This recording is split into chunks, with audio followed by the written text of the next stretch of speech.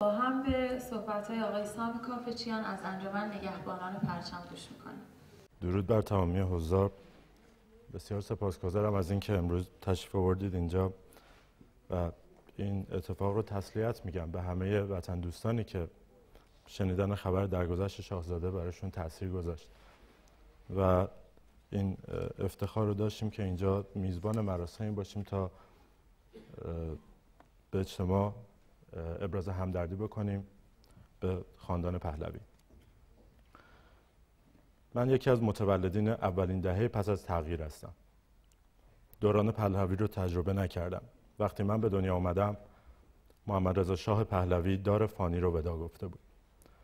2 سال و نیم از دست درازی صدام حسین می‌گذشت و به هر سختی‌ای که بود خرمشهر آزاد شده بود. در داخل شهرها زیاده روی انقلابیون در از بین بردن آثار سلطنت به حدی رسیده بود که خدماتی همچون اورژانس 115 پزشکی، خودروهای مدل روز و حتی میوه‌های مانند موز و آناناس را هم طاغوتی اعلام شده و سعی در حذف آنها از زندگی روزانه مردم می‌کردند. من در سیستمی رشد کردم که در آن عنوان شاه هم معنی با سیاهی، ستم، فقر و اعتیاد بود. روی جلد کتاب تاریخمون از قول خمینی نوشته شده بود: یک موی سر این کوخنشینان و شهید دادگان به همه کاخها و کاخنشینان جهان شرف و برتری دارد. هرگز به ما گفته نشد که شاه چند فرزند دارد.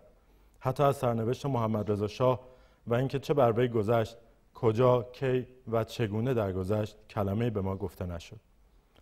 انگاری پشت پرده تلاشی بوده و هست که این خانواده نزد ایرانیان به دست فراموشی سپرده شوند. گویی که از اول چنین خاندانی هرگز بر ایران ما حکمرانی نکرده بودند. در سالهای نوجوانی بود که با اسم شاهزاده رضا پهلوی آشنا شدم.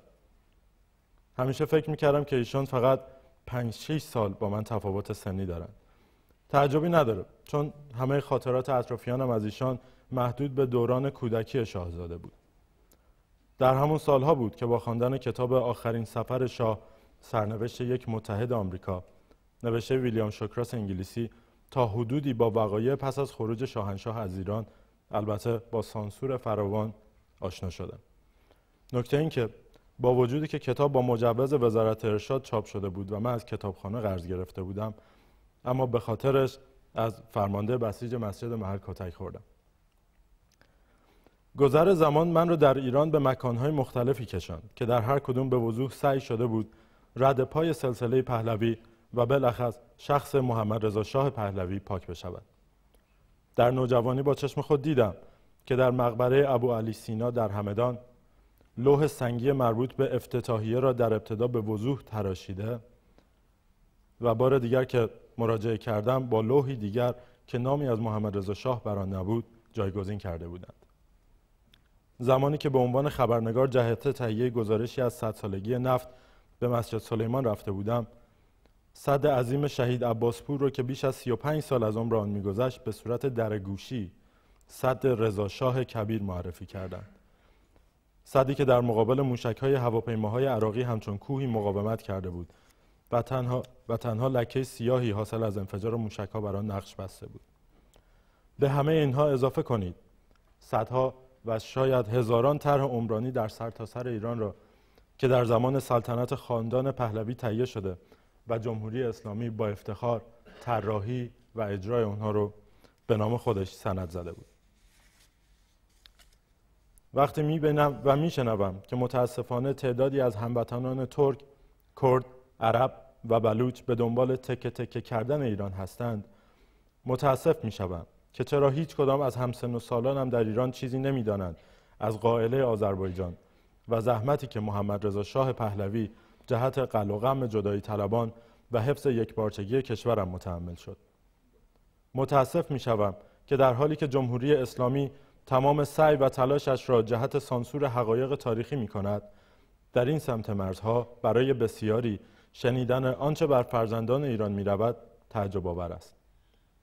چنانچه این روند همین گونه پیش برود، دیگر کسی هرودت را به خاطر نگاه یک طرفه به تاریخ محکوم نمی‌کند، چون جمهوری اسلامی اثری از تاریخ باقی نخواهد گذاشت. همونطور که در زمان حمله اعراب چنین اتفاقی بار دیگر به وقوع پیوسته بود.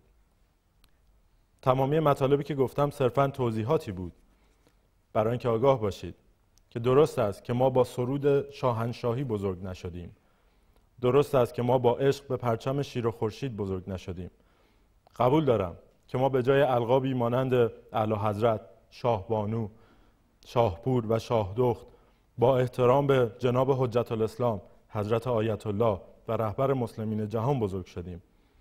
اما با وجود تمامی تلاش‌های رژیم اسلامی، ما نسل سومی‌ها به گفته جمهوری اسلامی به اندازه بضاعت خودمون و به لطف امانتداری بزرگترهامون که خاطرات خوش گذشته را برایمان تعریف کردند، اطلاعاتی هرچند اندک از آن دوران داریم. در فرهنگ امروز ایران، وطن پرستی در جایگاهی به مراتب پایین تر از شهادت طلبی، قربانی کردن و قربانی شدن و حتی نذر و نیاز و سفره حضرت ابوالفضل داره. اگر به جای خدمت در ارتش وارد سپاه می شدم، شاید هرگز سرود ملی ای ایران رو حفظ نمی شدم. من زمان شاهنشاه رو درک نکردم، ولی در جمهوری اسلامی می بینم که مردم وقتی با بهانه‌های همچون حمل اسلحه، دزدی مسلحانه، ایجاد رعب و وحشت و حمل مواد مخدر و هزاران دلیل دیگر از این دست مواجه می‌شوند، به راحتی چشمان خود را بر روی اعدام می‌بندند. گویی تنها خون آرامش بخش روح و روان خسته و آزرده مردم است. متاسفم برای فرهنگی که همچنان مرگ را حق می‌داند، اما برای همسایه. چند شب پیش دوستی ساکن ایران از من پرسید علیرضا پهلوی که میخواید براش مراسم بزرگداشت بگیرید کی هست؟ وقتی براش توضیح دادم که شاهزاده علیرضا پهلوی فرزند سوم محمد رضا شاه پهلوی است، دوباره پرسید مگر شاه به غیر از رضا پهلوی فرزند دیگه‌ای هم داشته؟ وقتی جوابش رو دادم از من پرسید خب هدفتون از برگزاری این مراسم چیه؟ نکته مکالمه کوتاه بین من و دوستم این بود که این 2 سال زندگی در خارج از ایران به من وقت کافی رو داد تا مطالعه کنم و شناخت بیشتری نسبت به تاریخ کشورم پیدا کنم. تاریخی که بدون دستکاری جمهوری اسلامی اینجا در سوئد به لطف کتابخانه شهر سوئد در برابرم گشوده شده بود. من نیز متاسفانه شناخت کمی از شاهپور علیرضا پهلوی داشتم و تمامی دانستهایم در مورد ایشان رو پس از شنیدن خبر خودکشی شاهزاده به دست آوردم. اما فرق من با دوست ساکن ایرانم این است که من میدانم برای شرکت در مراسم یادبود شاهزاده درگذشته نیازی نیست طرفدار پادشاهی باشید. با کمی انصاف و قرار دادن تمامی اتفاقات، پیشرفت‌ها و محدودیت‌ها در ظرف زمان، به راحتی میتوان اوج خدمتی رو که خاندان پهلوی به ایران و ایرانی کرد درک کنید. من افتخار میکنم که به عنوان یک میهندوست و میهن پرست و یک فعال در زمینه روشنگری و آگاهسازی نسل جدید وطنم توانستم به کمک دوستان و هموطنانم در این مراسم گوشه‌ای از احترام قلبی رو که برای این خاندان قائلم بیان کنم. ما برای ایرانی سربلند تلاش میکنیم. برای رسیدن به این هدف ما باید تاریخمان و شخصیت‌هایی را که در طول تاریخ برای ایران ما تلاش کردند شناخته و در آگاهی دادن نسل‌های بعدی کوشا باشیم. دوستی میگفت پدر بزرگش تعریف کرده که چگونه با دوست دخترش که بعدها مادر بزرگش شد به پارک و سینما و کاباره میرفته.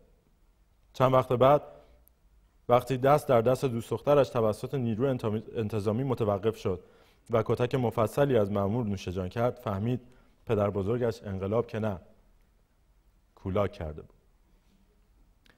سخنانم را نه با تسلیت تنها به خانواده پهلوی، نه با تسلیت به طرفداران نظام پادشاهی، بلکه با تسلیت به هموطنان ایرانی و ایران دوستم به پایان میرسانم. اطمینان دارم نه فقط برگزاری مراسم یادبود، بلکه دیدن اتحاد و یکپارچگی ایران دوستان موجب آرامش روح شاهزاده علیرضا پهلوی و تسلی خاطر خانواده گرانقدر پهلوی خواهد شد. پاینده ایران برافراشته باد پرچم ملی سرنگ شیر و خورشید نشان ایران. سپاسگزارم.